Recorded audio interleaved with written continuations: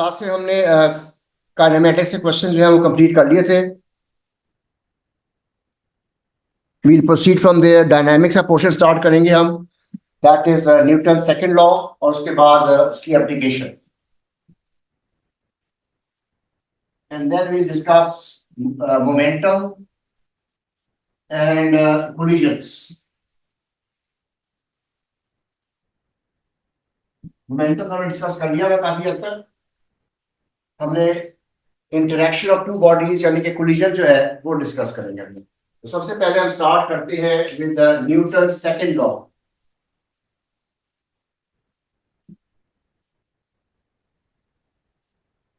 It says rate of change of momentum is directly proportional to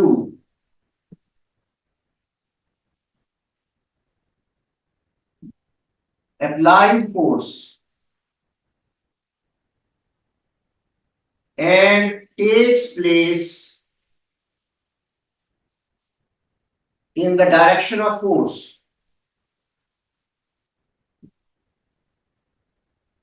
तो यहां पे simple, मैंने पहले भी कहा था कि हमारे पास एक ऑब्जेक्ट है, उसका मास m है, हम इस पे फोर्स अप्लाई करते हैं, इसकी इनिशियल वेलोसिटी जो है वो u है, and after a time interval t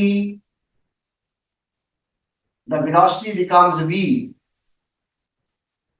तो हमने ये कहा था कि f is proportional to mv minus mu over t, या f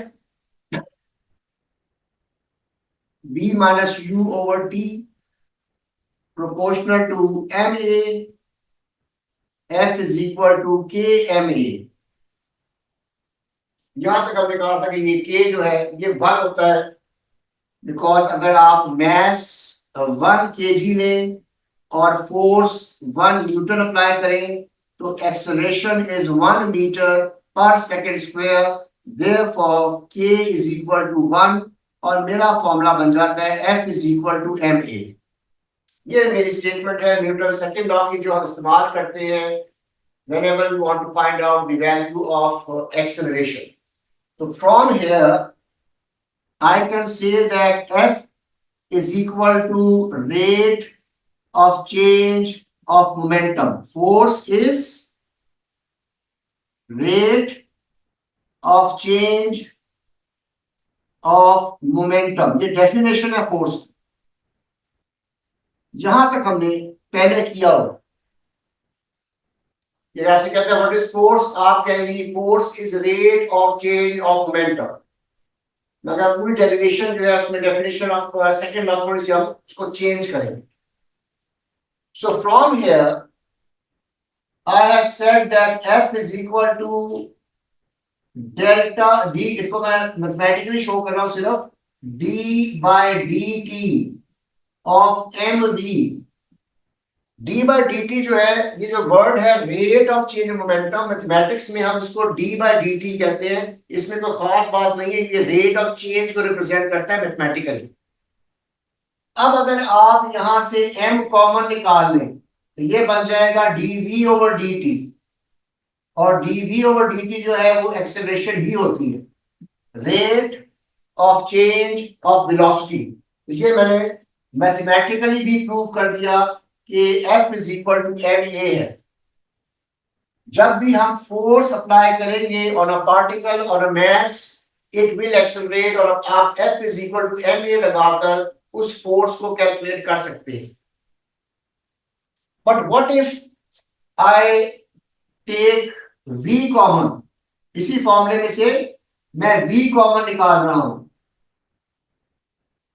तो ये भी एक फोर्स का फॉर्मूला बन गया, v dm ओवर dt। अब ये फॉर्मूला किस चीज का है? This is the formula of force as well. This is force exerted by fluids moving with velocity v and dm over dt क्या हो जाएगा, rate of mass falling on a surface। यहां पे dm ओवर dt जो है, it is rate of mass falling on a surface consider किया जाएगा। जैसे कि आपने देखा होगा कि जो वाटर कैनन होता है तो खास स्पीड से वो पानी को फेंकते हैं और वो कैनन जो है वो फोर्स एक्सर्ट करती है। तो ये वो फोर्स कैलकुलेट करने के लिए है जिसमें फ्लूइड्स दीवार पे जाके लग रहे हैं and they are exerting a force on the wall. अब हम वो फॉर्मूला भी ड्राइव करेंगे। ये देखिए मेरे पास एक पाइप है, ये इसका क्रॉस सेक्शनल एरिया है और इस पाइप में से पानी जो है वो ट्रेवल कर रहा है और जाके दीवार को हिट करके नीचे फॉल करिए, खास वेलोसिटी से जाके दीवार को हिट कर रहा है और हिट करने के बाद हम अज्यूम करते हैं कि वो नीचे की तरफ मूव कर जाता है। तो ये दीवार पे कितनी फोर्स एक्सर्ट कर रहा है। Let this point B P, let this point be Q and let this length be N, and water takes T time to travel from P to Q,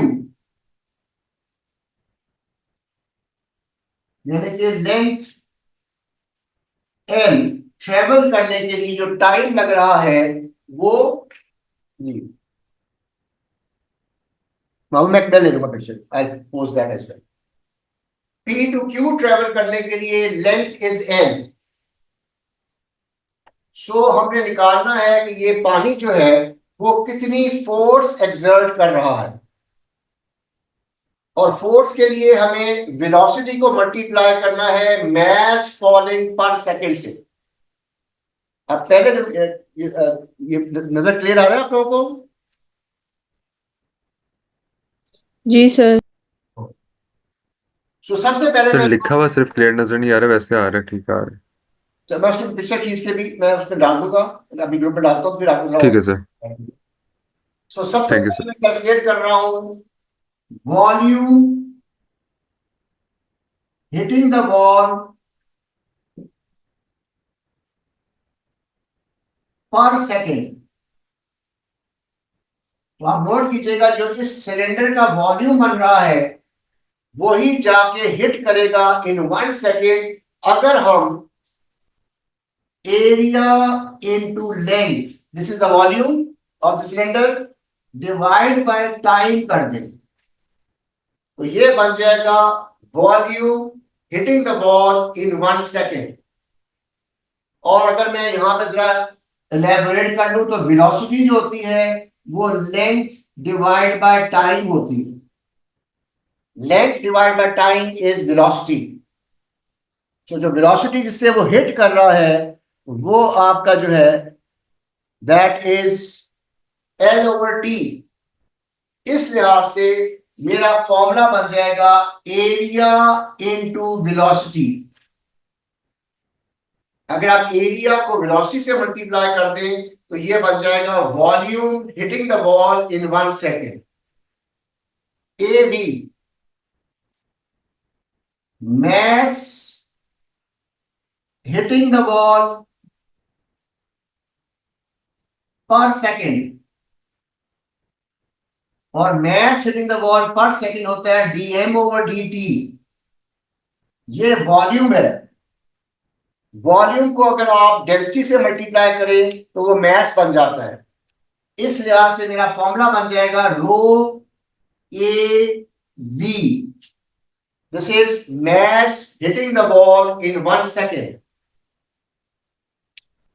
और फोर्स का फॉर्मूला क्या है, F is equal to V D M over D T. यही हमने कहा था पहले, ये देखिएगा इसका मतलब है इसको आपने v से मल्टीप्लाई कर दिया तो ये फोर्स का फॉर्मूला बन गया. So this is how we calculate the force exerted by fluids on the wall when they are hitting with a certain velocity. अगर वो कहते हैं भाई प्रेशर निकालें तो pressure is equal to force over area, वो बन जाएगा रो वी स्क्वायर. ये मेरे पास प्रेशर का फॉर्मूला. इस तरह आप प्रेशर भी कैलकुलेट कर सकते हैं एक्सर्टेड बाय फ्लूइड्स, और इसी तरीके से आप फोर्स भी कैलकुलेट कर सकते हैं. This is how we explain the concept of force exerted by fluids. और ये हमारे पास न्यूटन्स लॉ की एप्लीकेशन है. अगर आप m कॉमन निकालेंगे तो m a बन जाता है, और अगर आप v कॉमन निकालेंगे तो v dm ओवर dt बनता है. वो भी फोर्स ही है, that is force exerted by fluids. और हम खास कोलिजन्स की बात करेंगे.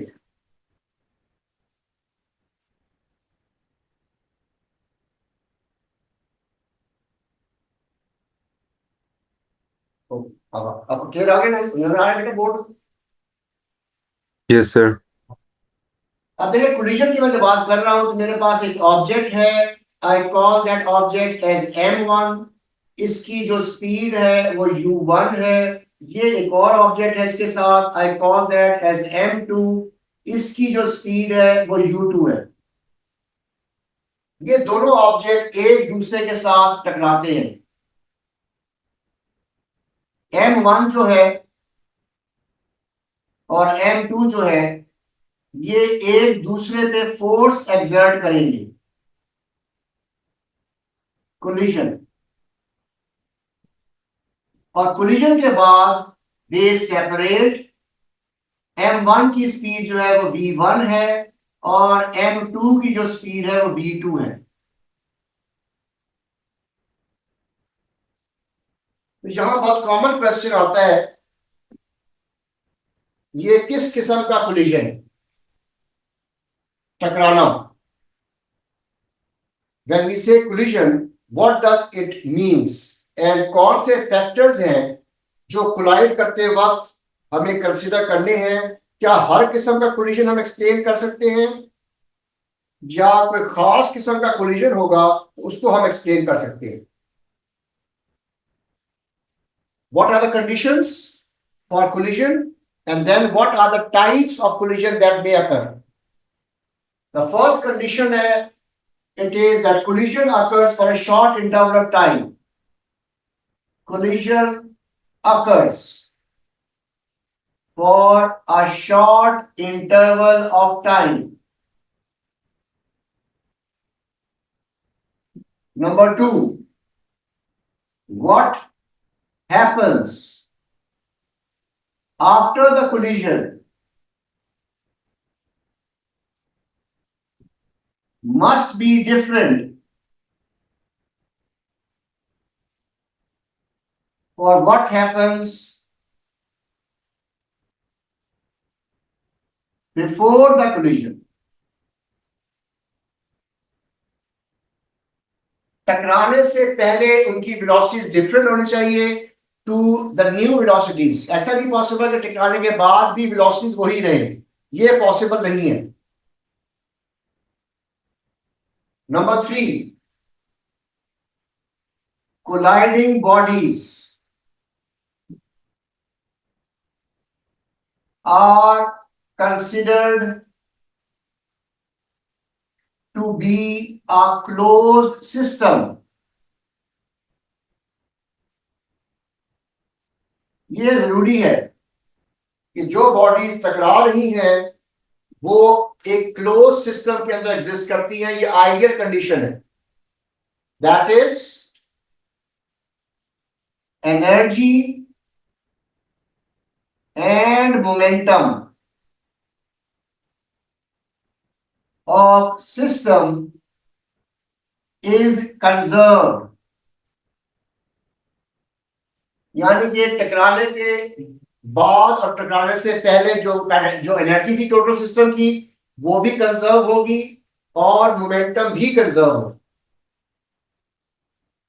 अब दो किस्म के हमें कोलिजन्स की बात करनी है। सबसे पहले करूंगा मैं इलास्टिक कोलिजन।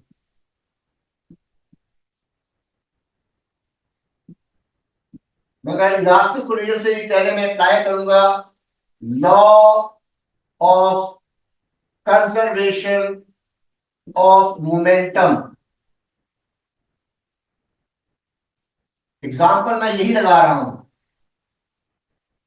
यही डायग्राम बनाएंगे आप और इस पे अप्लाई करूंगा मैं law of conservation momentum. Elastic collision में मोमेंटम कंजर्व होता है।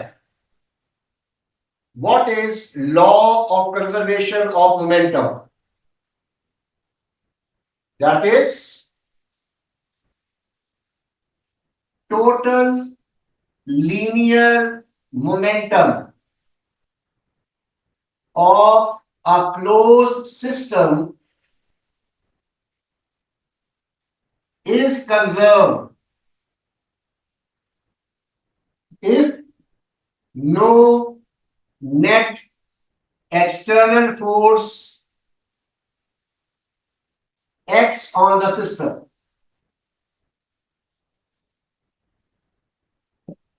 ये बड़ा इंपॉर्टेंट डेफिनेशन है law of conservation of momentum.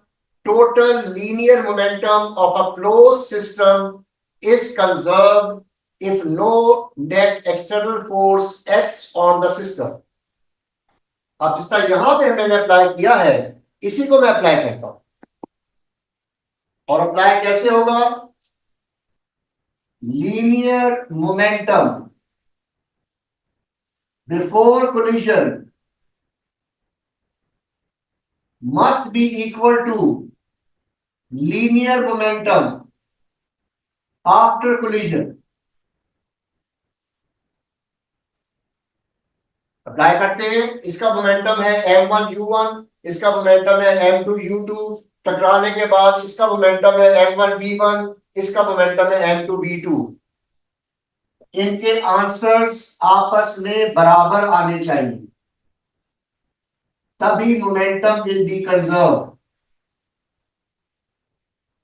So elastic collision में momentum is conserve. Law of conservation of momentum उस पर अप्लाई करेंगे, वो कंजर्व होगा। This is number 1।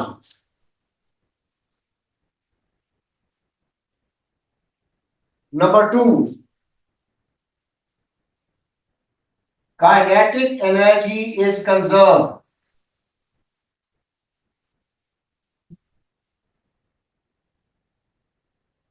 Kinetic energy before must be equal to kinetic energy after. अगर ये हम equation लगाएंगे एंड कैलकुलेट करेंगे तो kinetic energy before and after will be conserved. That means half m1u1 square plus half m2u2 square must be equal to half m1v1 square plus half m2v2 square। ये भी conserve होगा। ये क्या बस तो ये दूसरा लॉ भी इस पे अप्लाई होगा, law of conservation of energy. और एक और लॉ है वो भी आप इस पे अप्लाई कर सकते हैं। उस लॉ का नाम है लॉ ऑफ रेस्टिट्यूशन। इसकी बस आपको स्टेटमेंट अप्लाई करना आना चाहिए।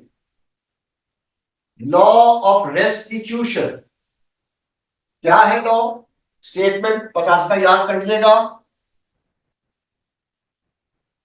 relative velocity before collision must be equal to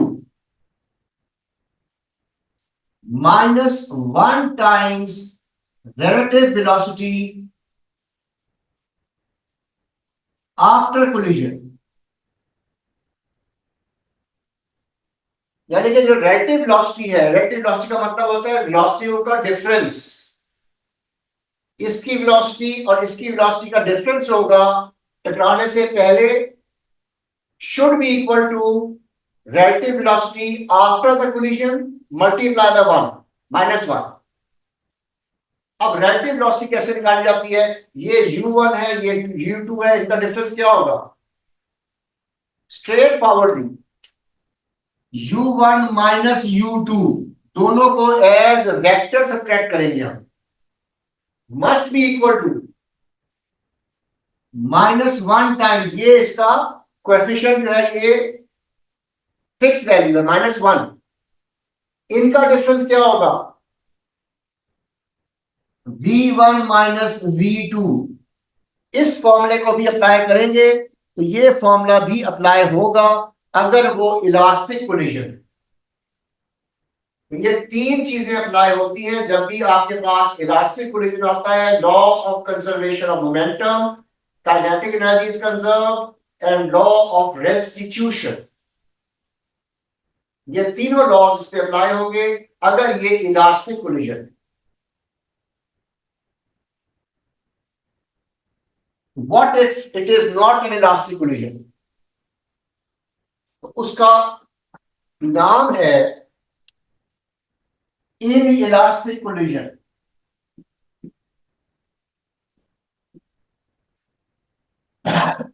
Only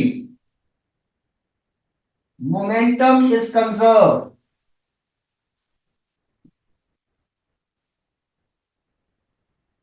kinetic energy is not conserved। जब आप लॉ अप्लाई करेंगे तो ये लॉ अप्लाई हो जाएगा, ये लॉ अप्लाई नहीं होगा। तो फिर इसका मतलब ये है कि वो इनइलास्टिक कोलिजन। बाकायदा वैल्यूज दी हुई होंगी आपको, आप कैलकुलेट के देखेंगे। अगर तो kinetic energy before kinetic energy after के बराबर नहीं आती तो वो इनइलास्टिक कोलिजन। और सबसे कॉमन एग्जांपल, ये पहला ऑब्जेक्ट है, मास m1 है, इसकी वेलोसिटी u1 है। ये दूसरा ऑब्जेक्ट है, मास m2 है। अब देखिए मैं थोड़ा चेंज कर रहा हूं, इसकी वेलोसिटी ये है, थोड़ा सा मैंने चेंज कर दिया, वेलोसिटी को उठा दिया। ये आपस में टकराते हैं और टकराने के बाद दोनों आपस में जुड़ जाते हैं and both are moving with a common velocity. आपस में टकराने के बाद they join together and move with a common velocity। ये एक टिपिकल इनइलास्टिक कोलिजन। वैसे तो ये भी इलास्टिक हो सकता है अगर काइनेटिक एनर्जी कंजर्व ना हो तो, यहां हो रही है इसलिए इलास्टिक। इसको कैसे सॉल्व करेंगे? कैसे सॉल्व करेंगे? First m1 u1 plus m2। अच्छा यहां पे जरा गौर से देखिएगा, u2 को क्या लिखूंगा मैं? प्लस u2 या minus u2? Sir plus. Negative direction है, नेगेटिव नेगेटिव नेगेटिव डायरेक्शन अलग है। m2 into minus u2 is equal to m1 plus m2 into v। और अगर मैं फर्दर इंप्रूव कर लूं तो ये हो जाएगा m1 u1 minus m2 u2 is equal to m1 plus m2 into v। तो ये लॉ अप्लाई होगा, मोमेंटम इज कंजर्व, ये बराबर आएंगे। मगर kinetic energy before will not be equal to kinetic energy after। जब हम काइनेटिक एनर्जी कैलकुलेट करेंगे वो बराबर नहीं आएगी। Let's see how. जब मैं कैलकुलेट करूंगा हाफ m1 जी बता। सर ये काइनेटिक एनर्जी ना इक्वल होने की वैसी कंडीशंस होती है ना स्पेसिफिक। कंडीशन तभी इलास्टिक होगा, अगर कंजर्व होगी तो फिर इलास्टिक बन जाएगा। ठीक है। Half m1 u1 square plus half m2 u2 square. या गौर से देखिएगा यहां पे मैंने माइनस लिखा था, यहां मैं माइनस नहीं लिख रहा because kinetic energy is a scalar quantity. This will not be equal to, cross लगा रहा हूं मैं, half m1 plus m2 into b square. जब आप आंसर निकालेंगे तो वो आपस में इक्वल नहीं आएंगे। इस तरह के कोलिजन को हम इनइलास्टिक कोलिजन कहते हैं। इलास्टिक एंड इनइलास्टिक कोलिजन, इस तरह हम डिफरेंशिएट करते हैं। This is how we have elastic collisions and inelastic collision. Almost हमारा टॉपिक कंप्लीट हो गया है। कल थोड़ा सा टॉपिक और करेंगे and then we'll start with the questions. I think I have posted the questions.